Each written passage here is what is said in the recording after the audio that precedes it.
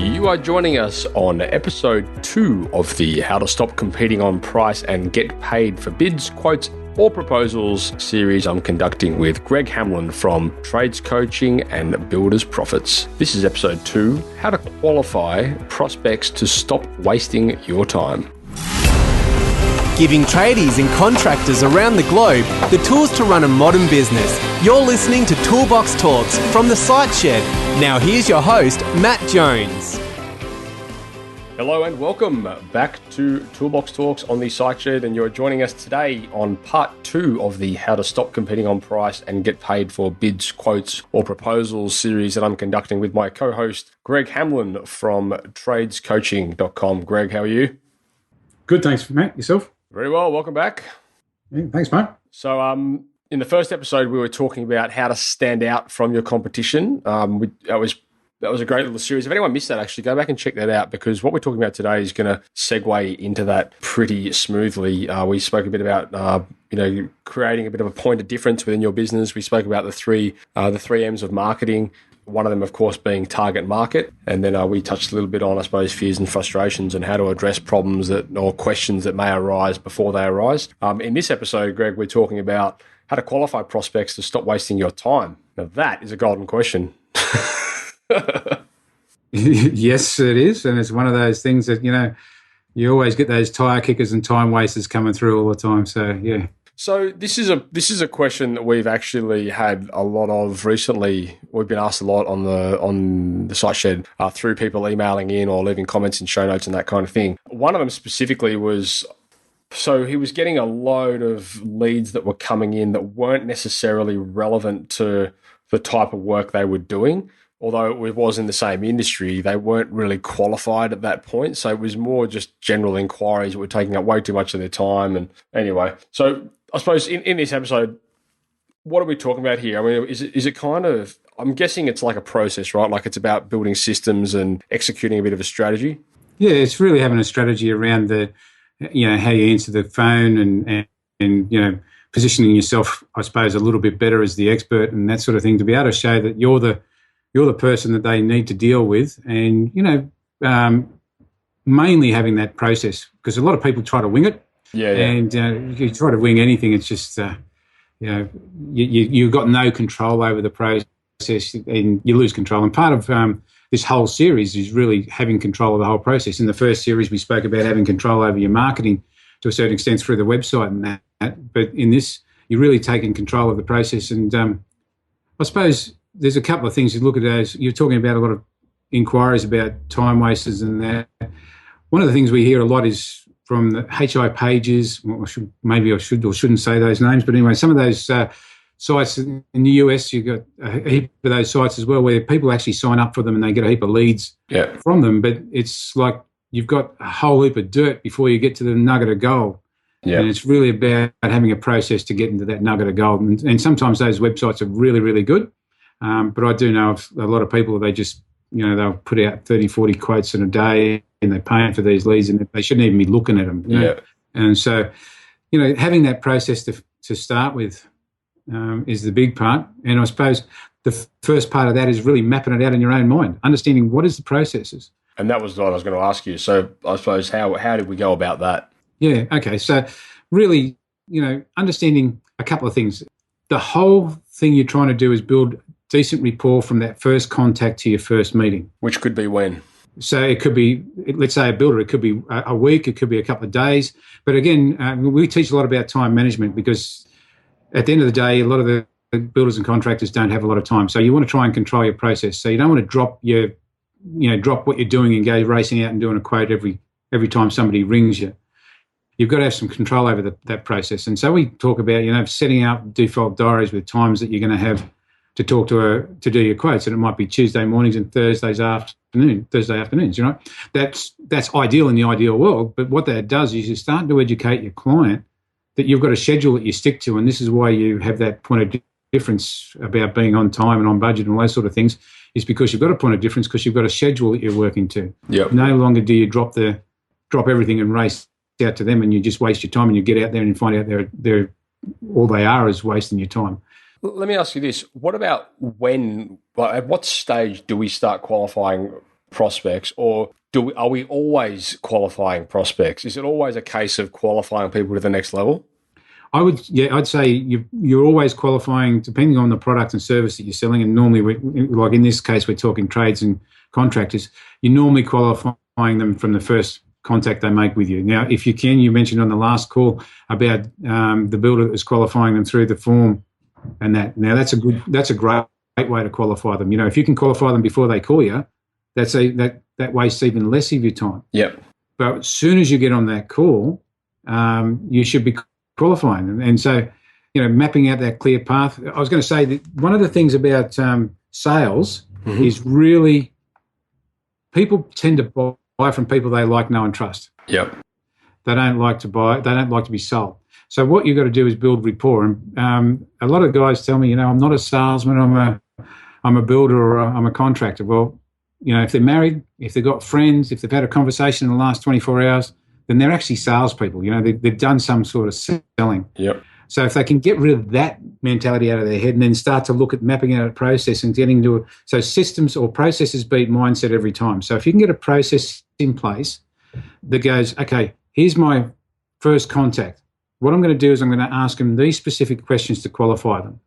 And from that, I'm going to then book in an appointment at this time or this time. So it's called a double bind in the sales world, where you're actually double binding them down into when you want to answer the questions. I'm probably getting a little bit technical in that, but you're putting 2 spots in a calendar that you're going to work with as your default diary, and then touching them as many times, and I mean that respectfully, touching them as many times before you go out and see them. So one of those things might be you finished your call, you might send them out an information pack. Yep. You might then just quickly ring them or get one of your secretaries or somebody to be able to ring them and say, hey, did you receive that? Then you get somebody else to send them out. You might have an article where you say, hey, look, I'll flick this off to them in an email and show them this article about something that's either good, bad, or indifferent in the industry.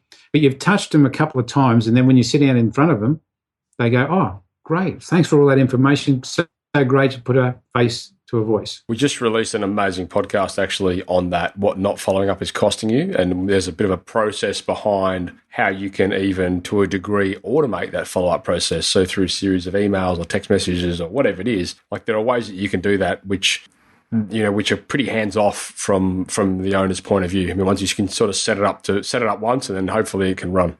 Yeah, there is so much technology out there to make life so much easier. And that's what I was saying in that last episode. Our catch cry is about, not working harder, working smarter. And now there is so much technology, software and tools that you can use to automate processes.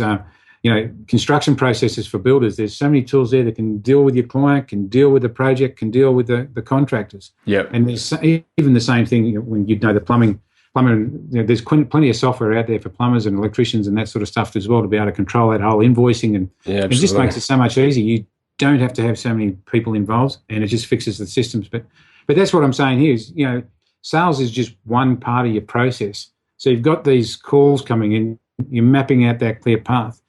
So once you've got that clear path set up, and another side of that is in your marketing information, if you can show somebody a clear path and then show them where they are on their path, that helps them in the buying process as well. Well, I would also say as well, I mean, I was going to just bring this up before, but that whole journey of qualifying your prospects really starts with your marketing. I mean, if you're targeting your marketing correctly, you're targeting a qualified area of your demographic that you're trying to reach, So and that's what I say. Basically, if you can do it before they get to you, and that's that whole like we were saying in that last series, was basically it is about identifying your ideal target market, coming out with your point of difference, and showing them why you're the best choice to be best choice for that.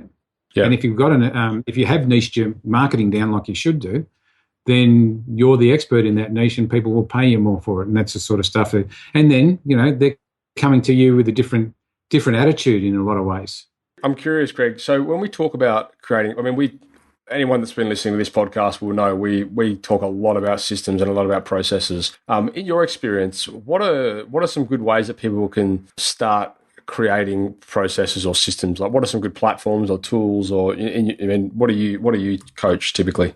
Yeah. Okay. So if you're starting out and you've got nothing at all, there's if you can use PowerPoint or whiteboard, Post-it notes, those sort of things, just start and map out the ideal process that you'd like your client to work with. Or in this case, what your qualification process is, what's the stuff you're going to send out to them. And you just put it up on ideally we use a whiteboard for it to start with. Yep. There's tools like, if you want to learn it, it's not that hard to learn, is draw.io by Google. It's a free tool, and it's a great little flowcharting tool that I use a lot with the clients. Yep. PowerPoint, just draw boxes in a PowerPoint if you know how to use PowerPoint. But other than that, Post-it notes on a wall, Post-it notes up but just flowchart the process. So to give the listeners who potentially may not be familiar with what a flow chart is, if you can imagine you've got a bit of paper in front of you, and you might draw a box with starting point A, and that starting point A might be, let's say you've got a how-to PDF which you're going to put on your website, and then from there you can put an arrow which could go across to, say, an option which is a downloaded yes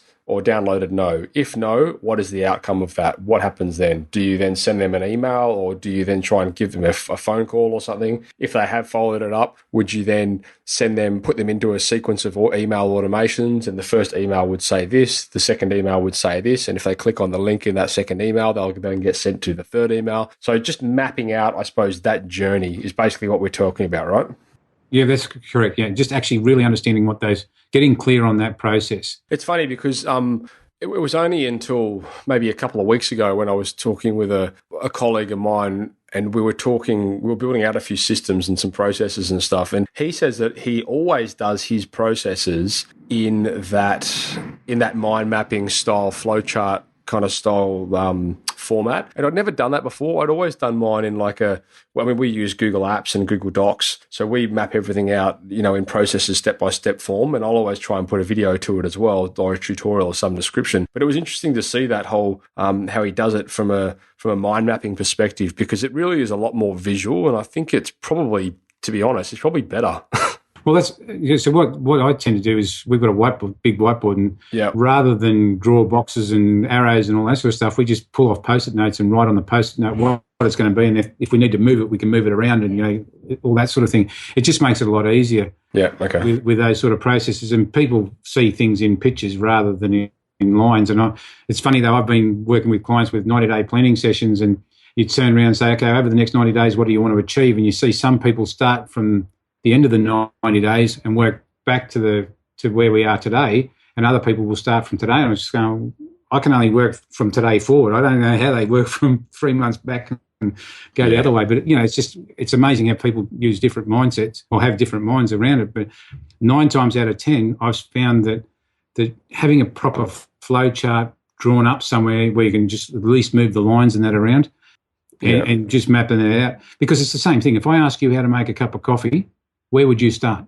Well, you'd start in the kitchen, I suppose. Get the kettle, fill it with water.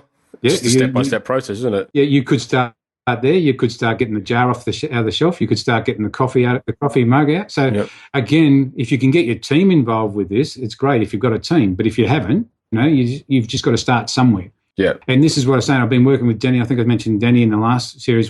Been working with Denny for 9 years. And, our systems we've built now are way, way better than what they were 9 years ago.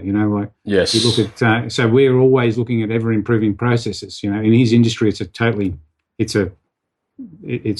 won't go into what his industry is like, but anyway, it's an industry I wouldn't like to be in, put it that way. Yeah. And I think that's really important for people to recognize as well. And I think we do a pretty good job of communicating that. Like, a system and a process is there to evolve, it's there to be amended. It's an amendment. Yeah, exactly. That's right. Yeah. You might started off by pulling the cup out of the cupboard today, and next week you find out it's more efficient to actually put the water in the kettle first, or pick up the kettle first, right? So that's coming back to that coffee analogy.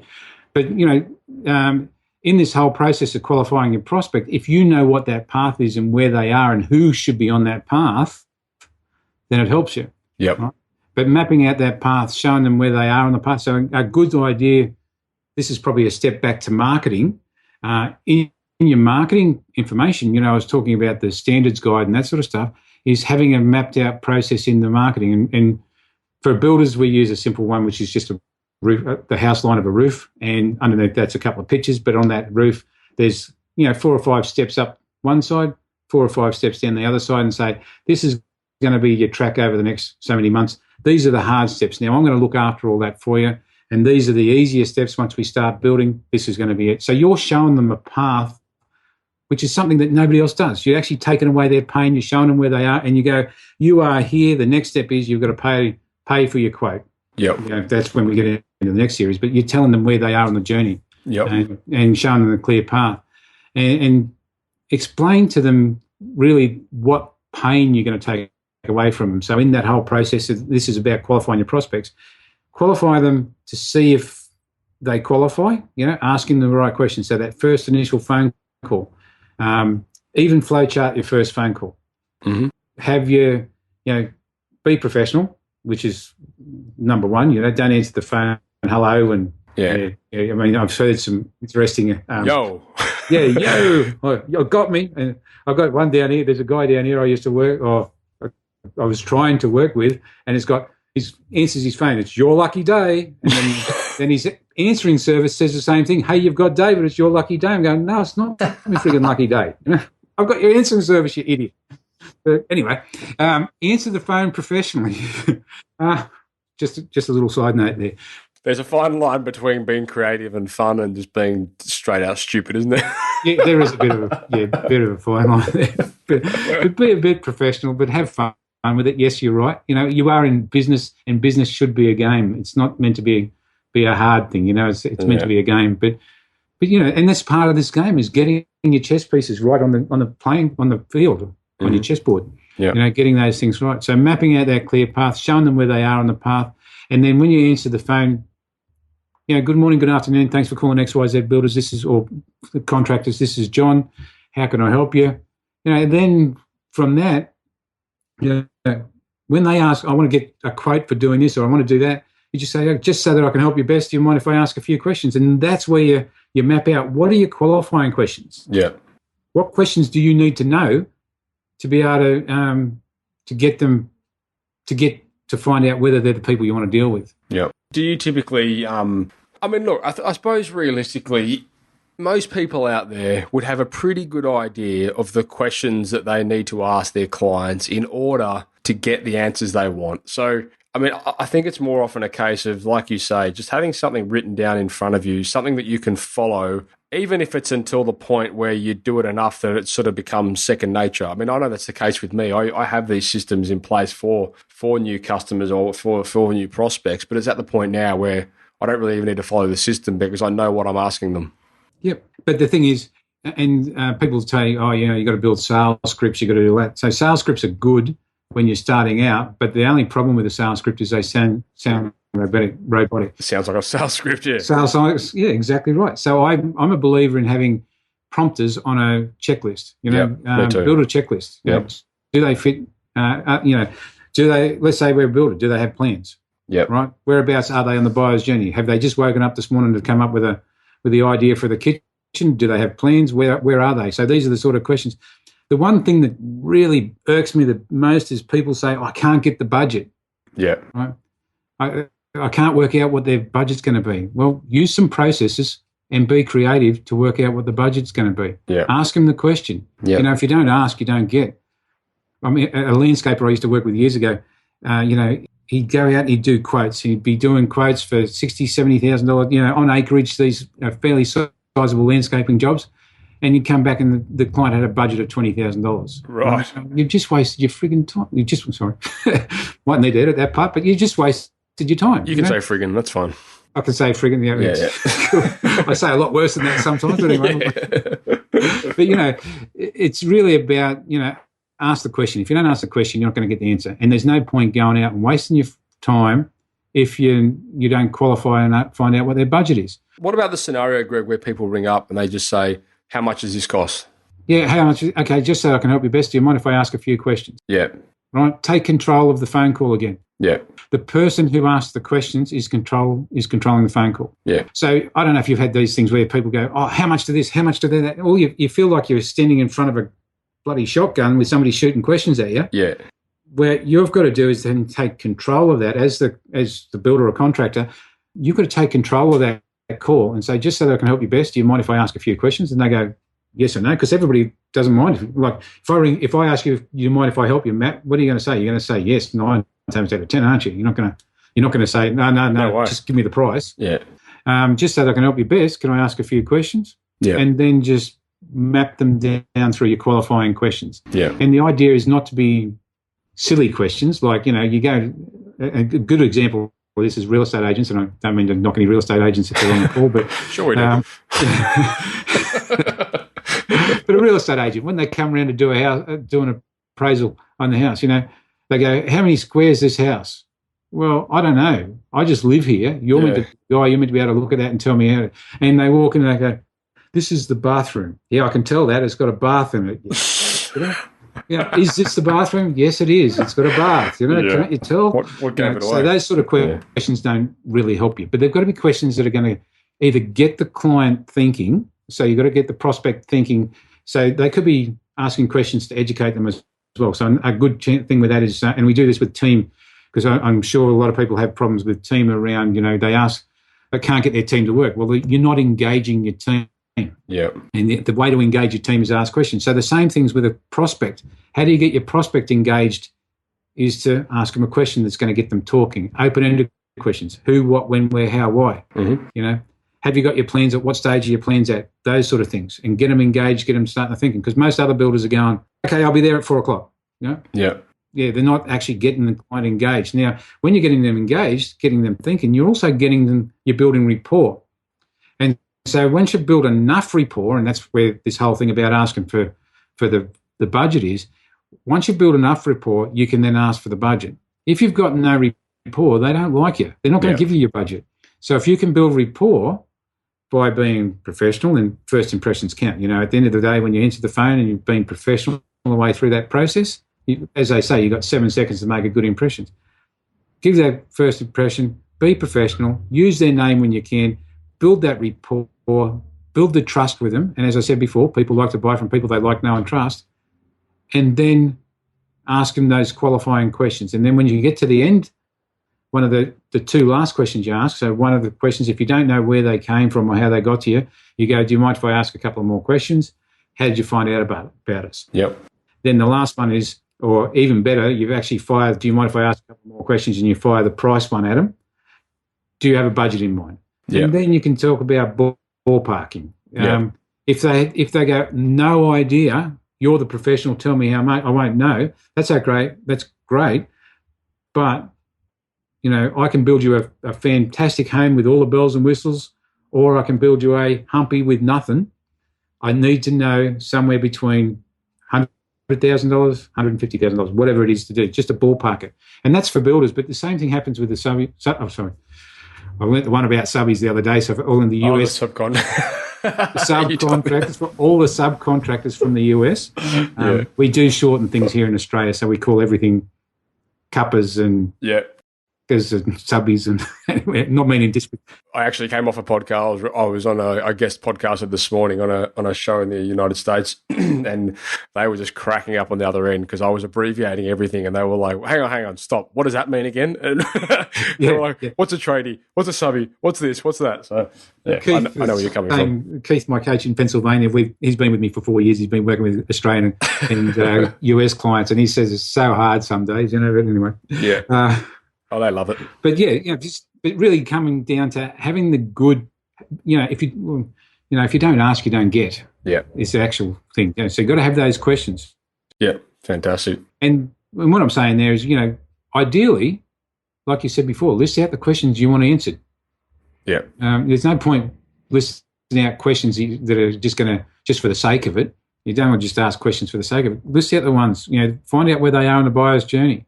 Use that qualifying question. I think a good framework which we've implemented in the past for both ourselves and for our customers, and any of the listeners out there, you can write this down if you want. Just so figure out basically. I mean, the information that you need specifically in order to take that phone call to either the quotation stage or whatever it is, to take it to the next stage of qualification. So if somebody calls you up on the phone, what is the information that you actually need from them in order to take it to the next step? So just write down those what that information is, and then for each individual bit of information, just write one question, which is going to help you get that information. And that's basically your framework on how you can structure that phone call. Make sure you get all the questions to that answered, and then you can't go wrong. Yep. And the other thing is just to remember that if you can get them engaged with a question rather than yes-no questions, sometimes you do need just yes-no questions. But if you fire a heap of yes-no questions at people, they tend to feel like they're being shot at with a shotgun, bullets of questions. They just feel like the questions are, he's hammered me when he got off the phone. I don't know if you've had that feeling when I've been on the phone with some people and just gone question after question after, and gone, geez, that was a hard phone call. Yeah, it shouldn't feel like a hard phone call. It should be feeling, for the client or prospect, it should be feeling comfortable. Yeah, that's right. You built that rapport. Yeah.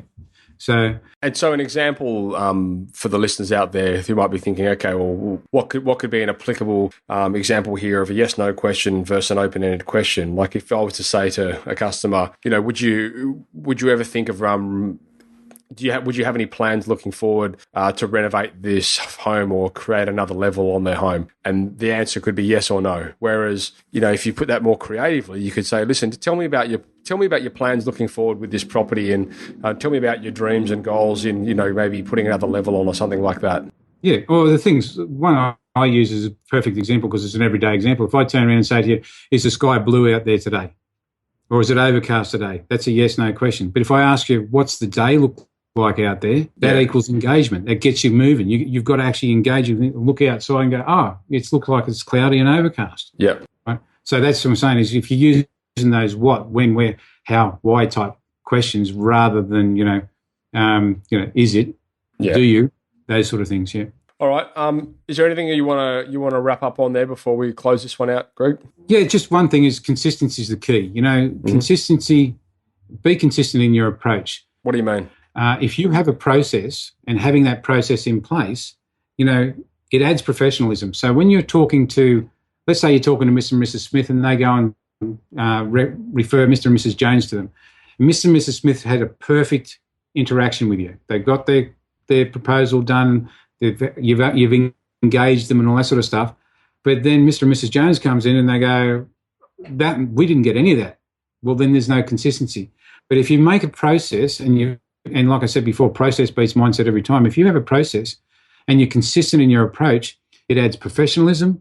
Everyone experiences the same experience. So when you get a raving fan, they're all raving fans. You need to have a good.